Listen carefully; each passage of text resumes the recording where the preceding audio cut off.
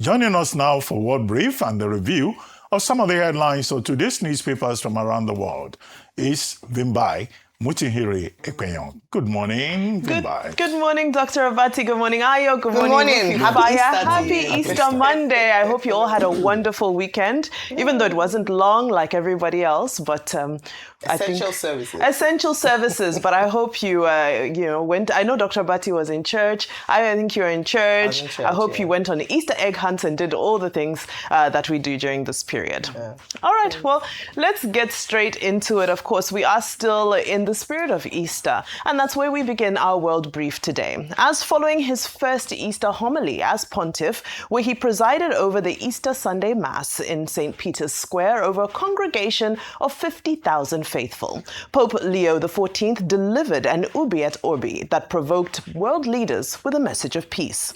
Now, whilst the powerful words, and I quote, "Let those who have weapons lay them down. Let those who have the power to unleash wars choose peace." While these words ring true to several situations globally, many journalists and observers in Rome read his appeal as a direct message, in particular to the leaders of the United States and Israel, and also of Russia, who are embroiled in wars that risk further escalation and economic and political destabilization. Let's have a listen. Armi, le deponga. Chi ha il potere di scatenare guerre, scelga la pace, non una pace perseguita con la forza, ma con il dialogo, non con la volontà di dominare l'altro, ma di incontrarlo. Ci stiamo abituando alla violenza, ci rassegniamo ad essa e diventiamo indifferenti alla morte di migliaia di persone, indifferenti alle ricadute di odio e divisione che i conflitti seminano, indifferenti alle conseguenze economiche e sociali che essi producono e che pure... Well, the American-born Pope did not name any country or person specifically. However, he went on to invite the world to join him in a prayer vigil for peace at St. Peter's Basilica next Saturday, the 11th of April. Now, this message comes just a week after the Pope delivered another sermon on Palm Sunday, where he delivered the message that, and I quote, "Jesus does not listen to the prayers of those who wage war, but rejects them, saying, 'Even though you make many prayers, I will not listen. Your hands are full of blood.'" Of course, this was citing a Bible passage. The context here is, of course, that the U.S. Secretary for War, Pete Hegseth, had earlier this week prayed for U.S. troops during a press briefing in the name of Jesus. Let's take a look. The pilots, the logisticians, the intel analysts, the targeters, the sustainers, the flight crews, the air defenders, the base security, those maintainers who we walked up at sunset with the chill in the air on the flight line. May God watch over all of them, each day and each night. May his almighty and eternal arms of providence stretch over them and protect them and bring them peace. In the name of Jesus Christ, and amen. Well, certainly quite a controversial back and forth that's happening subliminally there. But let's now turn our attention to the focus of the conversation as we update you on the Middle East crisis. Now, this weekend was defined by a dramatic rescue mission, an expletive social media post, and a brand new deadline. We kick off with the rescue of the American Air Force colonel, a weapons systems officer who was downed when an F-15E Strike Eagle was struck down by Iran in the Zagros Mountains. It's reported that he scaled the rugged terrain to a ridgeline of 7,000 feet above sea level, equipped with just a pistol, a communication device, and a tracking beacon. He's said to have been rescued by the Navy SEAL Team 6. Now, if you haven't heard of them, this is the elite squad that was responsible for killing Osama bin Laden in 2011. The rescue is said to have taken place while Iranian media broadcast a bounty for his capture. US President Donald Trump took to social media to proclaim, "We got him." But Iranian officials played up their military might by emphasizing that they had downed 2 helicopters that had initially come to make the rescue attempt. However, the US maintained that they actually destroyed the choppers themselves. Well, what followed was an expletive. post by Trump on Truth Social, where he threatened to target destruction of infrastructure and create a living hell in Iran if the strait is not opened. In essence, he says, there will be nothing like it. Open the effing strait, you crazy bastards, or you'll be living in hell. Just watch. And what was interesting is that he chose to say, praise be to Allah. Well, he has since issued a brand new deadline for Tuesday to reopen the Strait of Hormuz. Iran's embassies around the world have responded, also via social media. This time, the embassy in India has posted this, which is a reminder of the failed rescue of American hostages in Iran in 1980. Here's the attached video.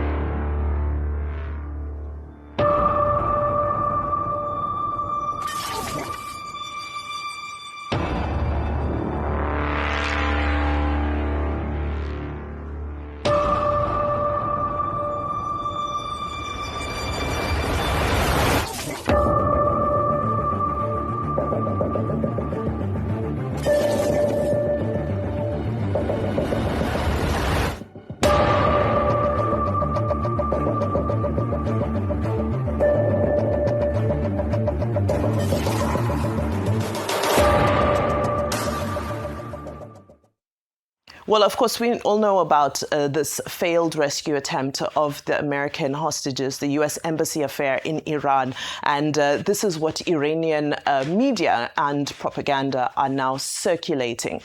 Well, let's look at different angles of this war. Now, as countries continue to grapple with the impact of the closure of the Strait of Hormuz, Senegal is the latest country to ban foreign travel of government officials. Speaking at a youth event in the coastal city of Mbour, Prime Minister Ousmane Sonko pointed to the escalating prices of oil to justify the measure.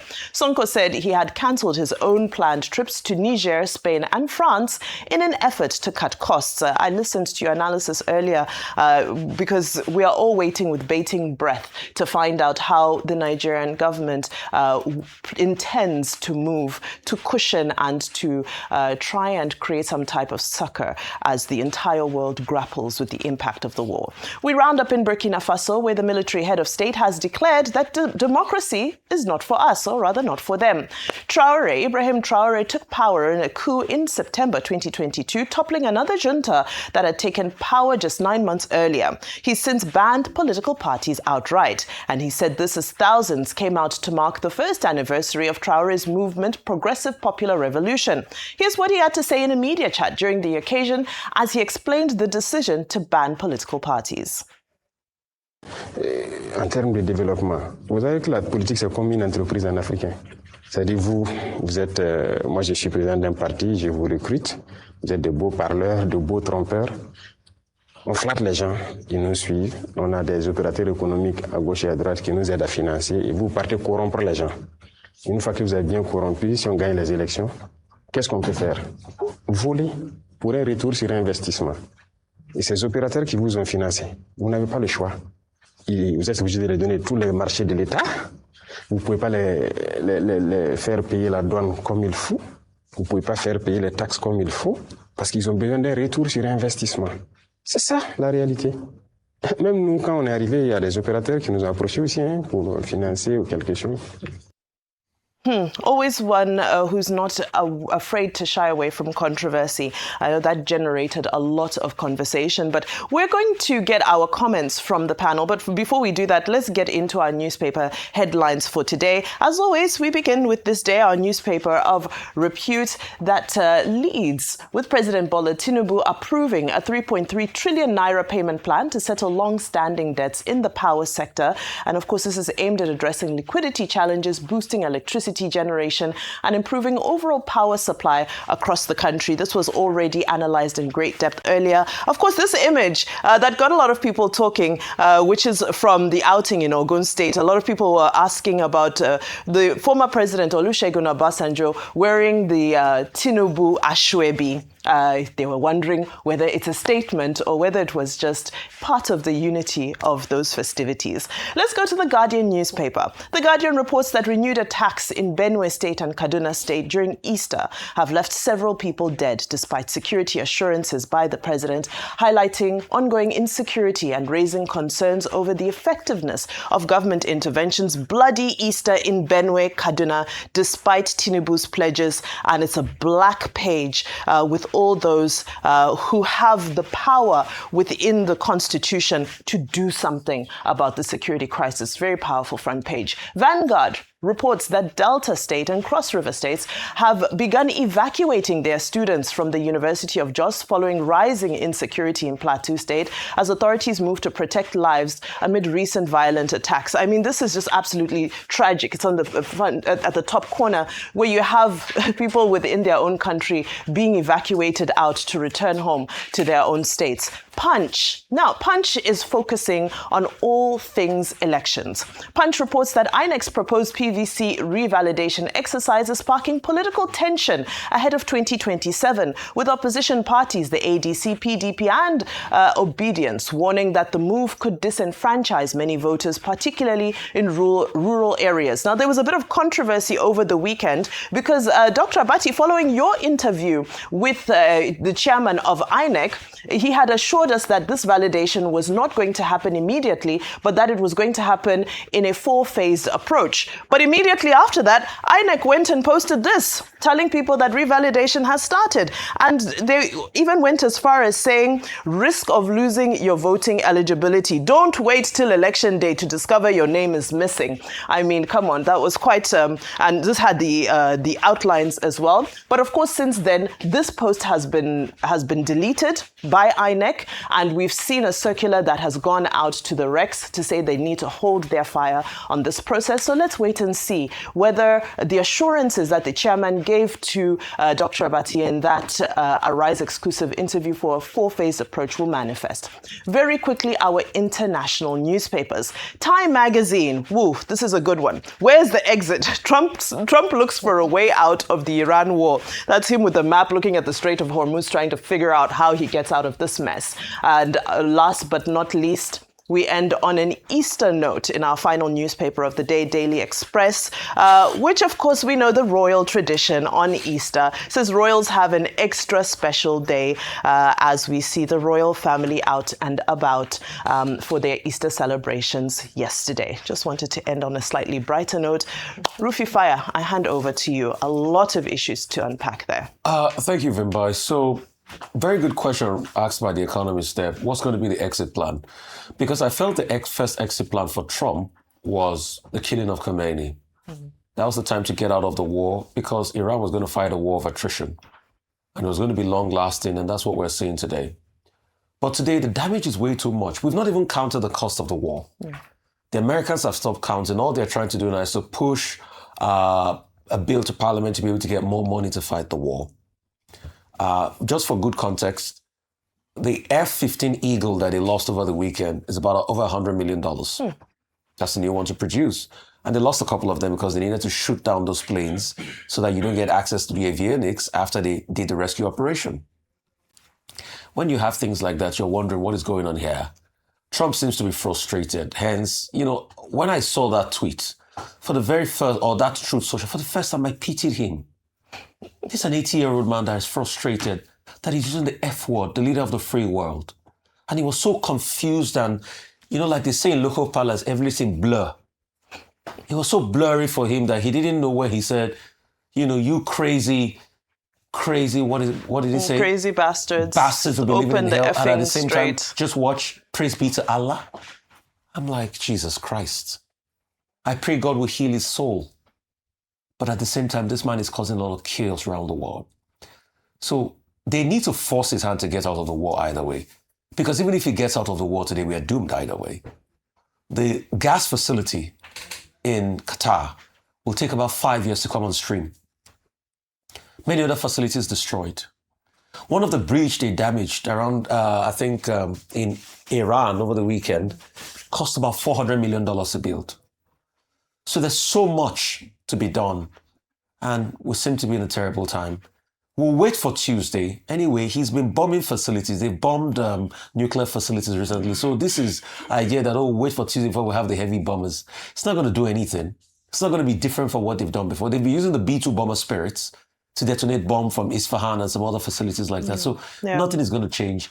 We just need to prevail on him to stop the war, so at least we can start counting the losses, because we've not started counting the losses now. We certainly haven't. The world is suffering from global indifference. That was from the Pope's Easter message to the city and to the world, and perhaps one of the most powerful statements he made in that message. I say this because even though he was speaking to the world, it echoes what we have said concerning what's happening here in Nigeria, that there's such an indifference and insensitivity to violence, to wars, we resigned ourselves, in his word, he said, resigning ourselves to it and becoming indifferent. People say, another war, another killing has happened here, and it just shows the state of the war. The first American Pope, his first Easter address, and he's told the path of his predecessor in maintaining neutrality.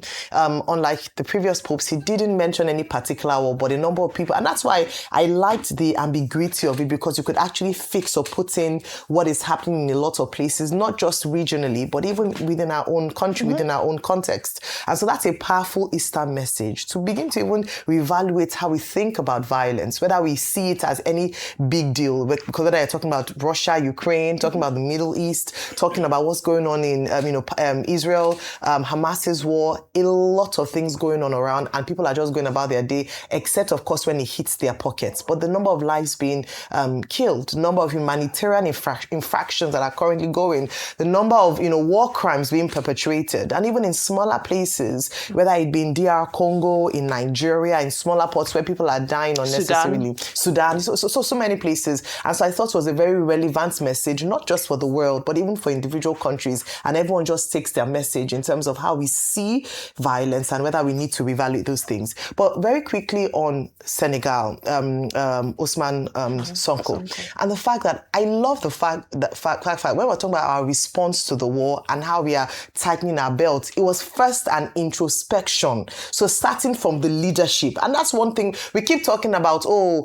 Cushion effect measures. What are the humanitarian measures? But maybe the first step should actually be the government demonstrating how they are looking to tighten their belts in order to show fiscal discipline in light of what is happening with regards to the war. So that's a good move, and I'm sad that it's Senegal, another African country, that is doing this, and Nigeria hasn't yet said anything about it. Well, let's think about that. One, Tehran is defiant. It says it is America's Trump that will go to hell, not Tehran. So what we're likely to see by Tuesday, 8 p.m. Eastern Time tomorrow, is a possible further escalation of the war, which would further put the world in peril. Number two is the nature of the search and rescue operation. One weapon officer ejected from a troubled aircraft, and then they deployed everything. The Navy SEAL, the Army Delta Force, the CIA, over 100 assets to go and grab one man. Even Donald Trump couldn't go to play golf on Saturday. He was monitoring the situation. That, in that horrible situation, shows leadership. That when one man is lost, America can deploy everything to get that person. However, the point I'm making is that the warrior was not left alone. But the world is still in a very difficult place. As for Senegal, Senegal is facing very serious financial squeeze. 132% of its output is debt. 14% of GDP is also, is the budget deficit in that country. So Senegal, like other countries, has a situation further compounded by the Iranian war. And the question, as Vimba, you pointed out, is what is Nigeria doing? Even in Kenya, we have seen the response. In Egypt, we have seen the response. Finally, as for the man saying democracy is not for us, he probably been a soldier. Well, perhaps some soldiers are well educated. He doesn't understand what he's saying. The problem in Africa is leadership and governance. Farid Zakaria, in the future of freedom, a liberal democracy at home and abroad. As talked about, yes, you can have patterns of a democracy in different parts of the world, as we have seen in Asia, Zakaria argues, but here in Africa, it's about leadership. The same, what's his name, Traore, that is talking. What has he done in terms of leadership, with his idea of leadership? He's killing the opposition. He has suspended political parties. He cannot even address the jihadist problem that they have in his country. What the people want is leadership, governance, and progress. He has not been able to provide that. He's just relying on popularity. Thank you. All right, fantastic. I'm glad we were able to get through everything. I hope after the program, you guys will be able to catch a little bit of it's frijon we eat it during Easter, right? Easter, I think that's Friday, yeah. Okay. In Lagos. Well done. That's a Lagos meal. Thank you so much, Bimba. I'll see you again tomorrow.